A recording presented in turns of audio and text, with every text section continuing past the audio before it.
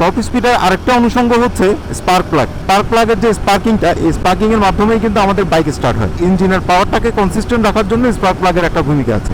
এখন এই স্পার্ক প্লাগের মেনটেন্যান্সটা খুব জরুরি। অর্থাৎ স্পার্ক প্লাগ সাধারণত কি হয়, স্পার্ক প্লাগ সাধারণত প্রবলেম হয় হচ্ছে স্পার্ক প্লাগে কার্বন জমে যায়, ময়লা জমে যায়।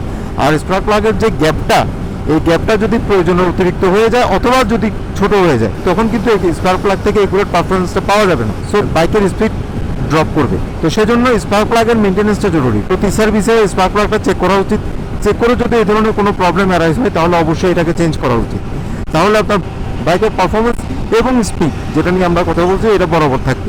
ইঞ্জিনের স্মুথ অপারেশনের জন্য বাতাসটা খুব জরুরি। আর সেই বাতাস যেটা ইঞ্জিনের ভিতরে যাচ্ছে, কতটুকু বিশুদ্ধ হয়ে ভিতরে যাচ্ছে, এটা ডিপেন্ড করছে হচ্ছে এয়ার ফিল্টারের উপরে। এয়ার ফিল্টার যদি সার্ভিস দিতে সে নিজেই ময়লা হয়ে যায়, তার যে লিকেজগুলো এগুলো যদি ব্লকড হয়ে যায়, তাহলে ইঞ্জিনের ভিতরে যে বাতাসটা যাওয়া দরকার সেটা প্রপারলি যাবে না, বাধাগ্রস্ত হবে।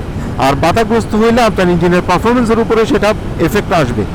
তো স্বভাবতই আপনার পারফরমেন্স ড্রপ করবে, আর পারফরমেন্স ড্রপ করা মানে হচ্ছে টপ স্পিড ড্রপ করা, আপনার স্পিড উঠবে না।